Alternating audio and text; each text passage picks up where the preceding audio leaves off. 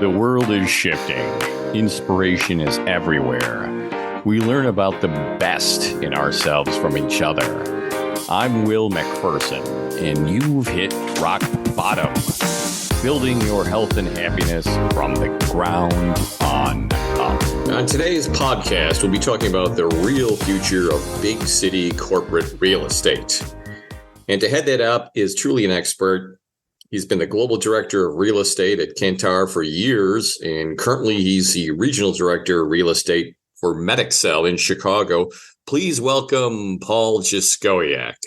In our pre-show, right, we were talking about, let's talk about where the office was pre-COVID, COVID, and then after COVID. So what was happening, with your business pre-COVID, right? What was going on, and what do you remember about it? Yeah, no, interesting stuff. And if you think about pre-COVID, it was all about increasing densities in offices, right? Let's get as many people as you can. I used to call it the sea of humanity, right? The cubes. The rack and pack, or cheerful and cheap is what we used to call it. But no, I mean, it was, getting people out of offices, putting everybody in from not cubicles, but benching, where you basically sat opened. And we even went to benching. So let's unpack that a little bit, right? So for the folks that don't know what benching is, right? So we were talking about cubes, pre like 1990s, like the Wolf of Wall Street, right? We're thinking about that, right? And then benching comes in, and the tech companies like Cisco, Microsoft. But tell us what benching is, and it's not like me throwing 3 wild pitches or missing a bunt sign. You get benched, right? So what is benching? Very appropriate at opening day of baseball. That's right. Way to tie it in. Yeah, no. So benching, for us, it started in Europe. And Europe, I think, has been doing this for years. It's basically a table that's maybe 2.5 feet deep by maybe 4 feet wide, 5 feet wide if they're generous. And typically no dividers. Your divider was your computer screen. And you sat in these rows of benches, if you will. Let's see everybody working, right? More productivity. Yeah. Somebody's on the phone, they're talking. You're going to do the same.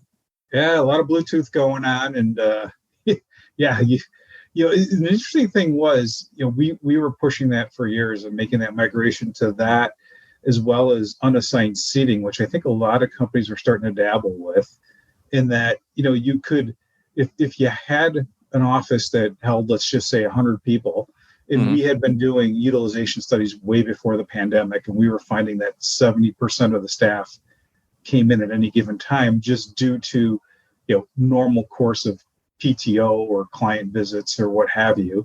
So then you can now build an office to that 70 or 80% and still have growth and plenty of seats for butts. Well, let's talk about butts in the seats, right? So I remember in pre-show, you're telling me you guys did studies and you're using 9/11 as a benchmark for what's going on today. Can you expand on that? Yeah, 9/11. It's interesting, and I've done a number of talks about this. Speaking about being in 30 years in the business, I've lived through many cycles, as you know, in real estate. And you think about 9/11, and we went from, Wall Street booming, all the major metro areas just booming, and all the high rises filled, to bam, a one-day event that just emptied all these buildings out. We're in a strike zone. We've got to move out of the city. We've got to have less density in these offices, separate our teams. To all kinds of safety things, these big barriers in Chicago. If you recall, they had metal detectors outside the Sears Tower at the time, now Willis Tower, that you would queue up to go through the metal detectors to get in. It was just so cumbersome and horrible. Pre 9/11, doors were never locked. Now everyone has a pass key. You have to show a driver's license or some sort of form of ID. So, a lot of changes. But everybody said all the major metro markets are dead, especially Manhattan. And guess what? It all came back. It took some time. How long? But it came back. That I would say, where 9/11 happened probably took the longest, right? The downtown area of New York. But in Chicago and the other markets, I would say within 5 years, you had a normalized market. If you think about this pandemic, this wasn't a one-day event.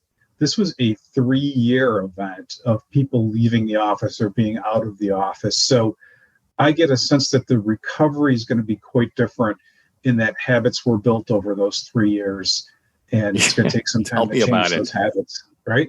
Well, how can we do that, right? So we're talking about maybe the middle-aged worker, right, or 30, north of 30, right? You've it's been 3 years. You're comfortable working home. You might have kids. Yeah, yeah. Well, you got some kids, right? You got the family running around, and you kind of built your life around, putting in the hours in the office, but very productive hours. That you're not on the road, right? You're not spending 2 hours a day on the road. You can use it with managing your family and work. So what's going to happen to those workers? Say, I really don't want to come back in the office. Yeah, that's going to be the challenge. And work-life balance is what you hear all the time right now. And I think, from a pure real estate standpoint, people are downsizing and going to quality space. So I'll call it, the flight to quality. Flight to quality. Okay. So that's the first thing I'm going to write down for my notes, my show notes, is flight to quality. Flight to quality. And what that really means is, look, if you're going to get guys like me who are in the suburbs here who will have to either ride the train or drive in, you need to make that office a destination, and not just that the space is nice, but not just butts and seats, right? Not just a place to park your seat. Yeah, you got to have a comfortable seat too. You got that Aeron chair still, or whatever the latest, the mirror chair. But no, in reality though, right? You want to make it a destination. You want to give me a reason to go in. You want to make it easy, so you want to be near transportation. Even if I live in the city, right? I want to be able to just hop on the L in Chicago or the T in Boston or whatever, and have an easy commute to the office. So high amenitized locations, high amenitized buildings. Probably the office is somewhat fungible, is right. So we've got this exodus from the suburban campus to the city center, right? The Canyon-esque downtown amenity-rich area of Chicago. Like the McDonald's Corporation has relocated, and even their building has been raised. It's gone, So they're and their Motorola moved downtown, and a bunch of companies, because millennials want to work in amenity-rich areas, not just your typical suburban campus that has, a couple of big buildings and you got to drive to go to lunch or work out or whatever and drive back. All you see is lawn outside the window, right? You can't even walk around. You walk in the parking lot. That's totally it, right? And you think about the people that are graduating now, they demand those amenities where we didn't. And it's a young workforce. We typically want to recruit those young people. That's why we are in the urban areas, and that's why you see these big campuses disappearing. And when you're young, you're social by nature.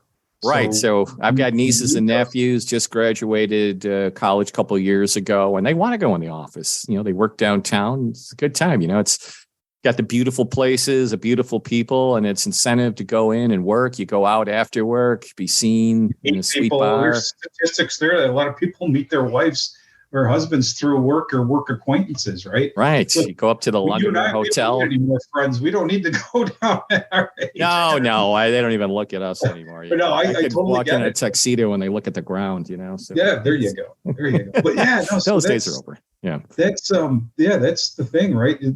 These are social young people that and you want to, the amenities are not just for the old guys like us to come in there. It's also to attract those guys. And it's a talent, it's talent attraction. And that's, I think that's what we're seeing. Them, right? Because, as you said, sitting out here looking at the green, I'm sitting in my home office, if you will. And I've got, my 3 or 4 screens set up here. I can go out and mow the lawn on a Friday afternoon and come back in and work. And, so for me, it's home is comfortable. For them, they may be sharing an apartment with 2 other people working from home. If it's anything like the apartments I had out of college, I'm going to want to get in the office to get out of there at some point. My brother-in-law's company has some office space in the Groupon building in the river, and they're using like Ice Cream Wednesdays to get people in, right? Just roll in the old ice cream cart and make some fun, have an eating contest, right? To put them in. Going on at home. I don't need it. Right. Yes. So what's going to happen then? Here's the deal, right? Anybody over 50 has to go in the office. I mean, they might, ask you to come back Tuesday through Thursday. That's actually a dream, right? You work Monday and Friday from home, come in Tuesday through Thursday in the office. But I'm still nervous, right? I might be immunocompromised. Anybody over 50, you still COVID's on the back of your mind, right? Because when you get it, it's no fun. So anything they can do in the office right now to make it safer that they're that's a very good question. And in fact, we've built into RFPs a number of things where in the past you would have security questions and things about the hours of operation of the HVAC and all that. We've added things in as to how often filters are changed and what's the turnover and fresh air and other things in the building. But the other, thing that you're seeing a lot is hands-free, right? I don't want to touch anything. You already exactly. see the pile of paper towels in the corner in the bathrooms, right? Because nobody wants to touch. So somebody came up with that foot thing where you can put your foot on the bottom of the door and open it up. But automation and things of that nature, I think are going to take over in buildings as must-haves. Didn't you mention they also have doors that kind of spray you down a little bit too? Kill those nasty microbes on your suit jacket. Yeah, I mean, there are. It's going to replace the shoe shine buffer that used to be in the men's room, right back in the day when we all wore suits to work. But I mean, it's all those kinds of things. The other big thing that is very important for building owners is to have your day porters and cleaning crew be seen, right? Because in the past, it's always been, done at after night, hours, right? Just want to know that the office was clean. Like the old fashioned movies where your poor mother is working nights scrubbing floors so you can go to law school, because keep the crews. So that's a really good idea. Yeah. So actually have the crews, right? Come in and be seen. To see that it's clean, we're scrubbing stuff here, folks. Yeah. Nobody will take your word for it that this place is clean, right? Sanitized for your protection. But just seeing those people, I think, is reassurance to everybody that, hey, there's active cleaning going on here. Think of the auto show when the guy's walking around cleaning off fingerprints off the car during the day, right? You see that. That's what keeps the car looking clean. It's the same kind of thing. You want to see that person wiping down surfaces and keeping those places clean, especially in a situation where you're sharing desks. Yes. Yeah, absolutely. Right. So you don't have a dedicated space, right, with all your germs on it. So that's a great idea. The crew's got to come in, got to be seen, and hey, we're cleaning up after you get up and leave. Your spot's clean, and somebody else can move in. Now, to your point about the ice cream Wednesdays and things of that nature, right? Those are all great.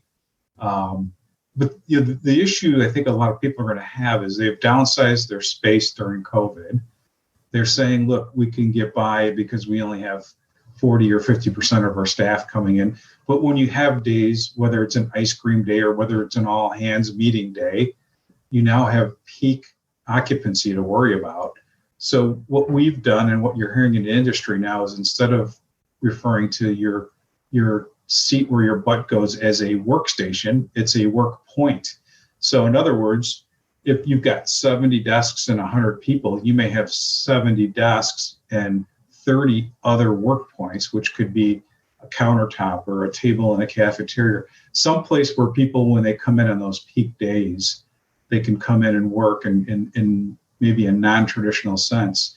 And that goes to the buildings too. You're going to see more buildings have overflow work centers, or you think about the apparel center or a merchandise mart downtown Chicago, where they've got these big open areas with these staircases where people sit and work, and there's big screen TV and a bar out there and all that. So having work points for people to come in and sit on peak days are going to be important, because look, everybody's built in the savings in real estate already. So it's going to be hard for people to go back and take more space now because it's an incremental cost. Probably not.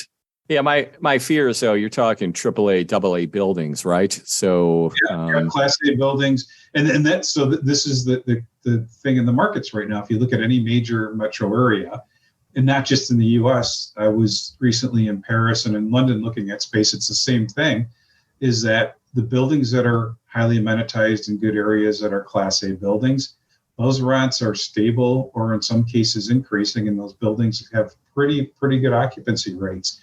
If you move geographically away or you move to a B or C building, they're struggling a lot.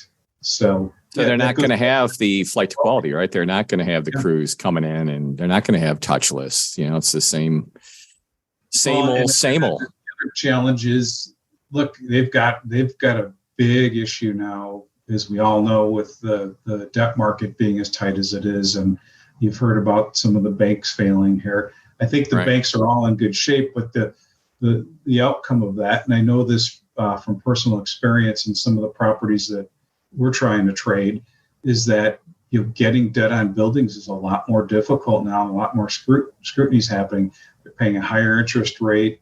They're going to look for longer tenancies in some of these buildings from some of the tenants. So it's going to be difficult for these B and C buildings for the landlords to get funding. So it's separation, man. It's separation of everything, right? Separation of incomes, and now we've got separation of buildings and separation of quality, right? The companies. And so it's going to be harder for small, medium-sized businesses to compete on talent, right? What do they call that when you learn in MBA school? It's the Enthusiasm trap, right? Like Podunk, Iowa opens up a big corporate campus, right? Because they don't have to pay their taxes. But it always fails because you can't attract talent. Exactly, right. So it's... and campuses, it's a good thing they're raising out too, because you mentioned McDonald's, right? They moved into the city.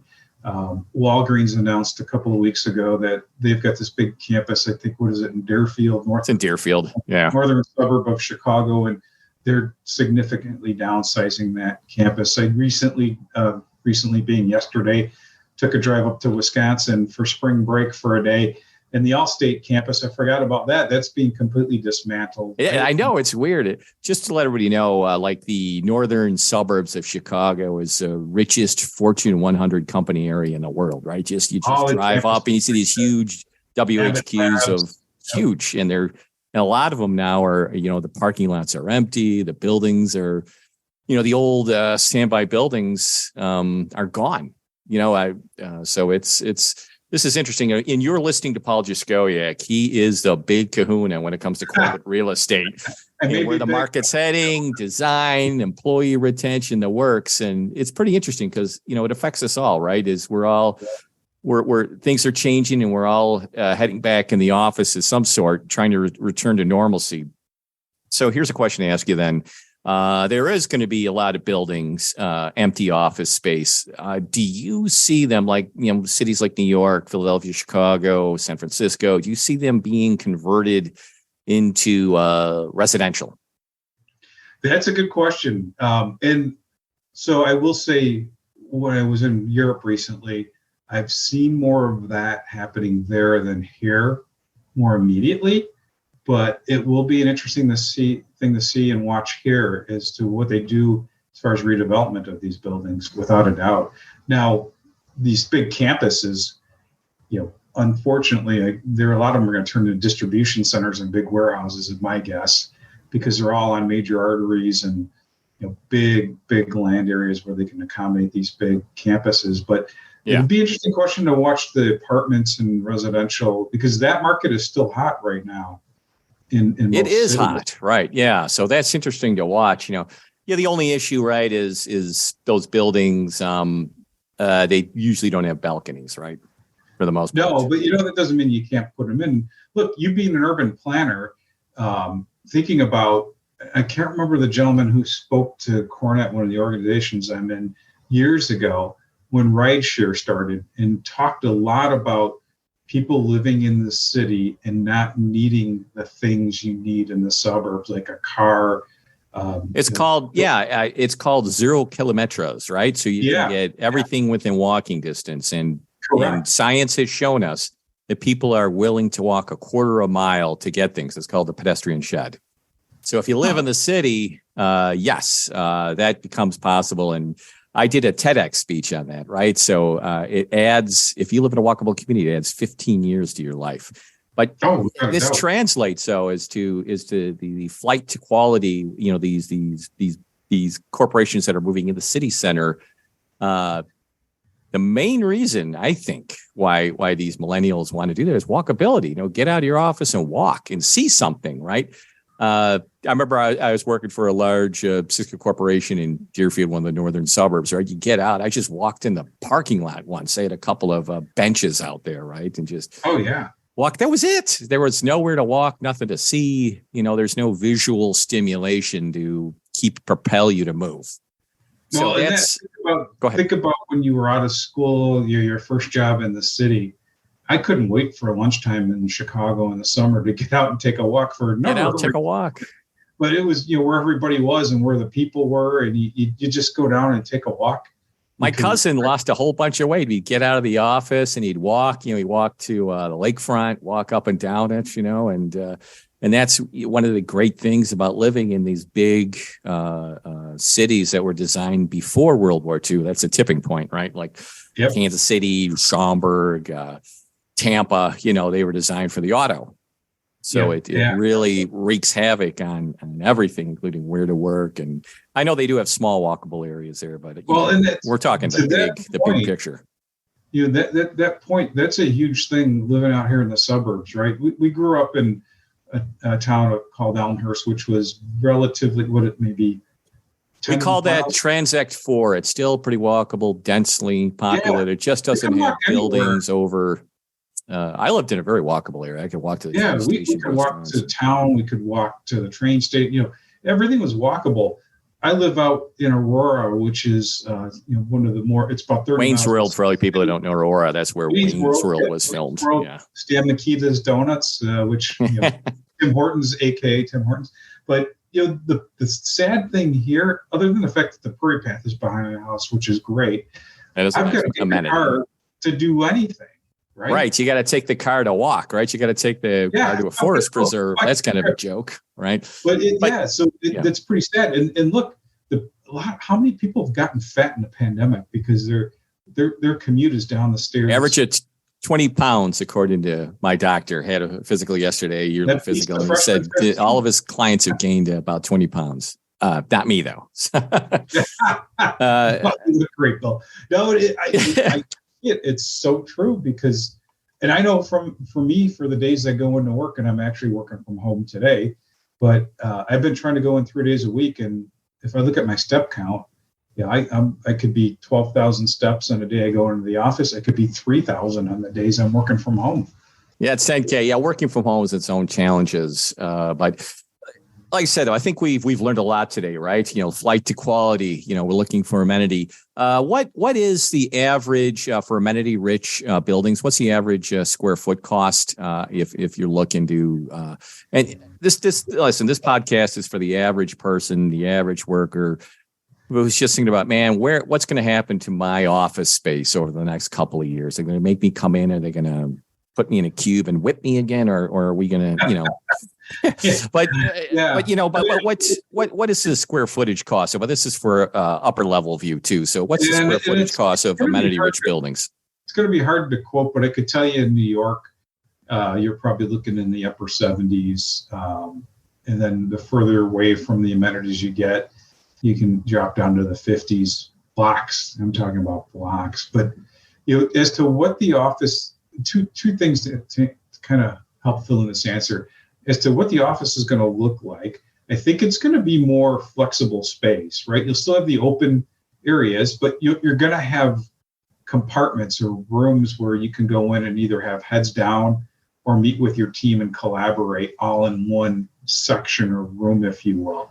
I think the other thing you're going to see is, though the construction budgets probably won't go up overall because of open space, usually means less walls and less things built, you're going to see your AV costs rise, right? Because you need to make the office a destination. What's going to bring me to the office more than I got at home? I've got, as I said, I've got 4 screens at home. I've got an Aeron chair. I've got room with windows. I've got everything I need at home. I've got, why do I want to go to the office? So you've got to have something technological. It's interesting. I know you travel, but I think you probably, if you're a business, you probably reduce some of your travel costs by these cool conference rooms, right? Like Cisco designs really cool Cisco conference rooms, and all that stuff. Yeah, no, that's all. And this, you raise a good point, right? Because now here's an interesting thing. As much as the real estate costs have been built in, so have the travel cost savings, right?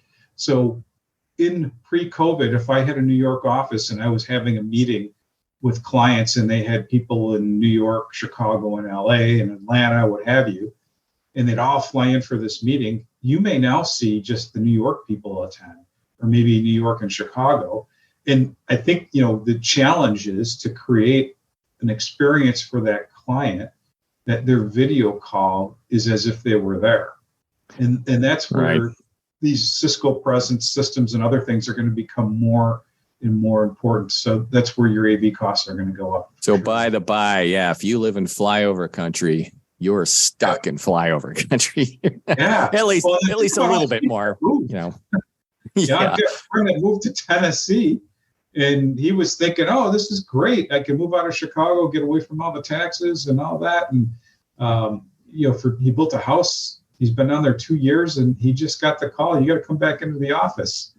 So luckily for him, he's not far from Knoxville, and they do have a satellite down there. But how many people are out in Tennessee or wherever, and they were thinking, this work from home is not going away, and now I'm being called in for 3 days a week.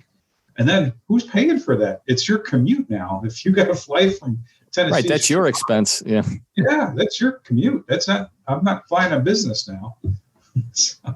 No, that's a lot to think about. So we're talking about amenities, flight to quality, right? Drawing top talent, flexible, open, touchless, benching, right? Sitting on a bench, no cubes, the offices, pretty much think of the, single offices, I think of the past, right? And then we're talking about HVAC, right? HVAC quality. We're talking about, having the working, the cleaning crews in there, the staff in there working to be seen, because it's always in the back of your mind, right? So, and you could uniform up. So I think you've really painted a good picture of what the future of the office will look like. And it sounds pretty exciting. Maybe I want to go back, because I am drawn to big AV screens, right? I think that's so cool. Ever since I watched the show 24, I try to have as much screens up as possible, right? It's just kind of cool. So I just heard, speaking of big AV screens, opening day, tying this back in the opening day of baseball, Wrigley Field is opening up a sports book, which is a new thing attached to the stadium, of course. Right? Yeah. I heard a 2,000 square foot screen is being installed in the sports book. 2,000. I love that. I love screens just walking in. For Cisco, they had a training company in the basement in this LaSalle, right? This beautiful skyscraper, but they were in the basement, right? So to combat that, they had screens all over the wall. There was no windows. It was in the basement. But they placed screens all over the place. And it looked pretty cool. It just kind of took the sting of having no windows out. What the weather was. Yeah, it was this local office that they had, points, right? You put in the bench, but there's no windows, but they just had screens all over the place. And it really helped, so that was really good. So we learned a lot today. I'd like to thank Paul for dropping by today and talking about his expertise. Hey, thanks for listening. And check out my website at william-mcpherson.com. Building your health and happiness from the ground